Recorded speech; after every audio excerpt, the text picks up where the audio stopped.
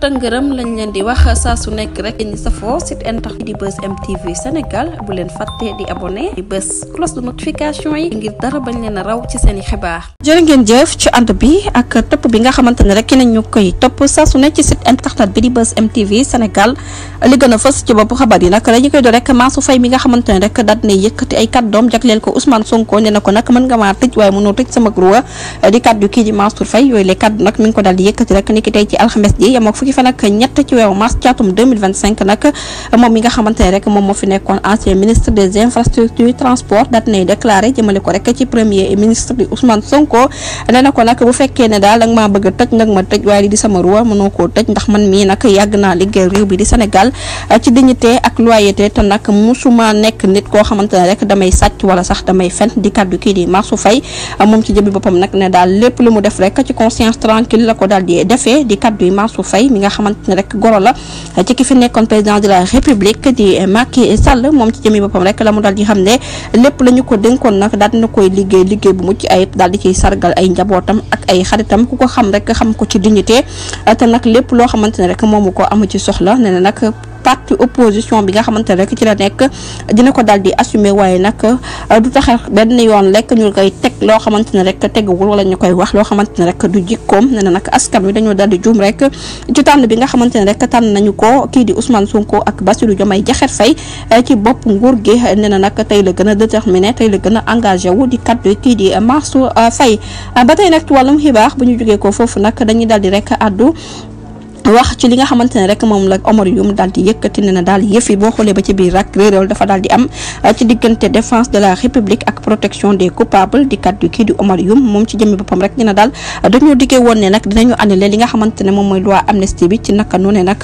nekk na mbir moo xamante ne rek buñ koy def nañ ci daal di gaaw mu nekk proposition bi nga xamante ne rek jot na ko def ci boobule loi ginnaaw gu ñu ko interprété ba noppi mu nekk loi amnistie bu 13 mars 2024 bi nga xamante ne rek jamono ji nag nee nañu daal crime yi fi amoon wala sax ñi nga xamante ne rek jamono ji daal di war nañ leen daan amoon na sax ay nit yoo xamante ne ci parti Pastef lañu bokkoon ñooñu nag tuddoon nañ leen ci boobule mbir te nag loi bi moom moo leen daal di setal ne nag yëfi daal bu fekkee ne dañ ko bëgg a bàyyi noonu mu sedd rek nañu jàpp ne rek def nañ bêtise politique bu mag a mag ndaxte nag jot na rek ñu daal di assumer wan li nga xamante ne rek tey jii moom la askan wi daal di bëgg ndax Pastef ci jëmmi boppam rek moom ci jëmmi boppam rek waxoon na ne nag képp ku loi bi intéressé nag nañ ko daal di signaler ci naka noonu nag bu ñu ko bàyyee mu jàll rek kon dinañ protéger ay defkatu ñaawteef ak ñi nga xamante ne rek ñoom ñoo fi nekkoon ak ñi ci jot a faatu nag bu boobaa rek dañ leen niinal nag seen lay ci naka noonu nag daal dinay gis ne rek képp koo xamante ne rek yow yaa santaane woon yooyu lay ñaawteef wala nga bokk ci complice yi nag moo xam ngay góor di jigéen rek nga daal di jàmmaarloo ak li nga xamante ne moom mooy yoon mu nekk mbir moo xamante ne rek bu ñu ko defee nag justice dina gañawaat ci biir réew bi di Sénégal di ay kàddoom waaye nag bu ñu bàyyee yëfi rek mu daal di sedde noonu nañu jàpp ne gàcc dëgg rek la ñu daal di am bu boobaa nag mu nekk anniversaire boo xamante ne rek bu triste lay doon di kaddu kii di Omar Youm ba tey ci wàllum xibaar bu ñu jógee ko foofu dañuy addu wax ci addu ñing bi nga xamante ne rek fas yéene nañ ko jugé nekk fukki fan ak juróom ñeent ci weeru mars ci atum 2025 bi flagrant délit nag lañ ko daal di def moom Abdou Ñing dafa daal di yëkkati woon ay kaddu nag wax seen càppa ci mbir mu nu mel nag nee nañ daal mooy signifier li bon waaye nag li nga xamante ne rek moom dañu ko tegee loxo moom Abdou Ñing moo dina nag ginnaaw bu ñu ko jàppee ci niki àjjuma bee ñu génn fas yéene nañ ko jugé niki fukki fan ak juróom-ñeent ci weeru mars ci atum 2025 ci ndogalu parquet bi moom nag ñu ngi koy daal di toppee rek ci kaddu yi nga xamante ne rek dañoo jàpp ne ay kaddu yu ñagas la mu yëkkati nag teg ko rek ci askan wi libération mi nga xamante ne rek moom moo daal di fësal nag kaddu yu nu mel niki tey ci alxames ji yemoo fukki fan ak ñett ci weeru mars ci atum 2025 ci ab rapport audition bu division spéciale bu cybersécurité di DSC mu nekk nag koo xamante ne rek kii di Abdou Ñing dat nañ koy jébbal enquêteurs yi ginnaaw bu mu yëkkate woon seen kaddu yi di seen càppa ne na nag bi ñu ko laajee moo di seen càppa mooy li bon ba tey ci wàllum xibaar bu ñu jógee ko foofu nag dañuy wutali rek pencum ndaw réew mi nga xamante ne rek daat nañu door ab waxtaan ngir indi ay leeral ci loi amnistie bi niki ñaar fukki fan ak benn ci weeru mars foofa ca pencum ndaw réew ma mën na nag pare nañ pour indi ay leeral ci loi amnistie bi ku koy wax nag du kenn ku du président bu assemblée nationale di El Hadji Malick Ndiaye moom moo daal di def rek boobule annonce mu nekk nag proposition proposition boo xamante ne rek moom moo tukkee ci loi bu député bi di Amadou Ba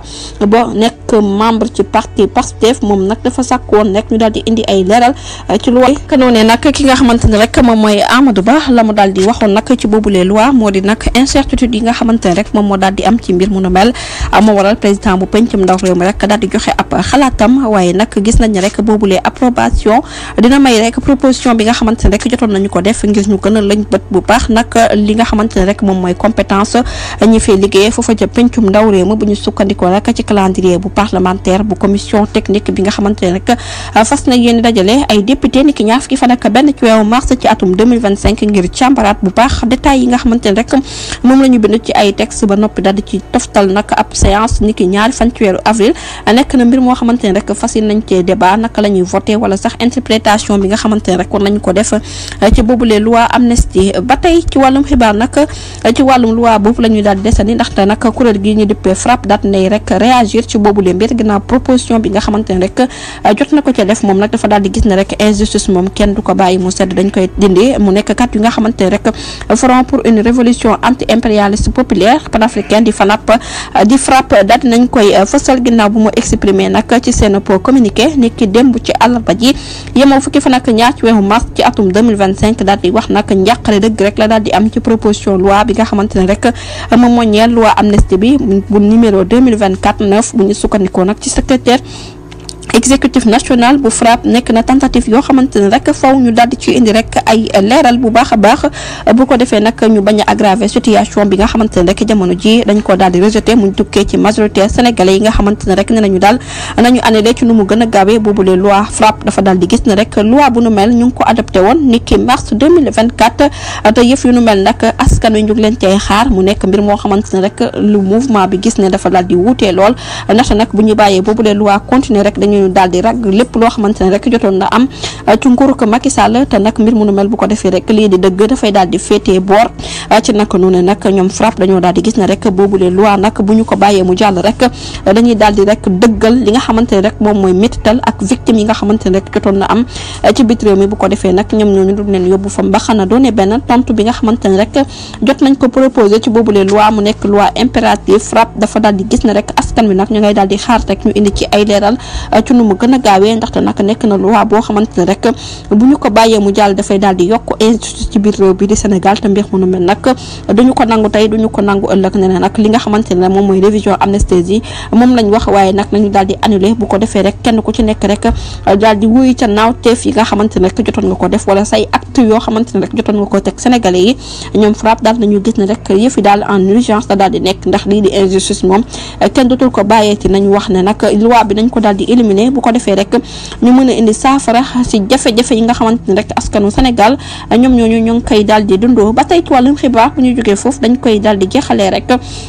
ak coowal 125 milliards de francs CFA ki di Tahirou Sarr nag moom ci jëmmi boppam rek daal di nay wane ab caution ci table ji ginnaaw bu mu tegee ab terrain bu toll ci 394 milliards ci suñu koppar moom Tahirou Sarr nag daal di nay ñëwaat ci charge yi nga xamante ne rek daal di nay tegu ci kawam ginnaaw bu ñu ko placé sous mandat de dépôt ci coowal cadre instruction bu dossier bu 125 milliards de francs CFA moom homme d'affaires bi nag daal di nay teg ci table ji rek ab caution ci xayma lu toll ci 419 milliards ci suñu koppar ngir nag mën a jot ak liberté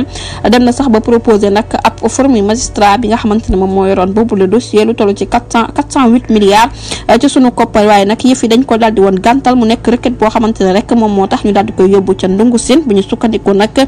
ci l'observateur mi nga xamante ne rek daal dinay joxe nag boobu le xibaar ni ki tey ci alxames ji yemoo fukki fan ak ñett ci weeru mars ci atum 2025 kii di Tahirou Sarr nag daal dinay sàkku rek ñu daal di koy may nag ab payib nëgadiku ginnaaw nag bu mu teggee ci table ji rek ab terrain foofu ci diwaan bu mbaan ci xayma toll ci 394 milliards daal di joxe nag segu 11 milliards ak ñaari immeuble yoo xamante ne rek bu ñu koy xayma toll na ci fukki milliards ak ñeent moom ci jëmi boppam rek daal dinay teg nag fukki milliards ak benn yoo xamante ne rek daal dinay bootu ci li nga xamante ne moom lañ koy toppee ba tey bu ñu sukkandikoo nag ci source bu nu mel coowal terrain bi nga xamante ne moom la am ca diwaan bu mbaan nag dinañ ab terrain boo xamante ne rek benn ministre bu bokkoon ci régime socialiste moom moo ko daal di moomoon waaye nag daf ko daal di tay la woon ci jamono bi nga xamante ne dafa defoon lépp ci benn banque waaye nag fayul leen ko ci naka noonu nag la banque bi daal di jëlaat yëf yi jaay ko kii di Tahirou Sarr mi nga xamante ne rek jamono ji moom boobu lee mbir waaye nag ngir mu dëggal caution nag la mu daal di xam ne rek mu ñeel nag ki koy layal foofa ca conseil bu Tahirou Sarr daal ne versé ci boobule dossier ab caution bu ko defee rek ñu mën ko bàyyi mu daal di ñibbi këram. naam sax am na ci loo xamante ne rek ne nañu état bu Sénégal moom moo ko daal di moom état bu Sénégal moom moo ko daal di moom l'observateur mi joxe boobule xibaar nag ma ngi daal di xam ne rek que ne parti ci yenn bee yi nga xamante ne jot nañ ko saisir nag nguur gi moom moo ko daal di moom du ñàkk dinañ ci ñëwaat ci yeneen jotaayu xabaar jërë ngeen jëf ci ànd bi bu leen fàtte abonné bés cloche de notification yi ngir mën a am yeneen xibaar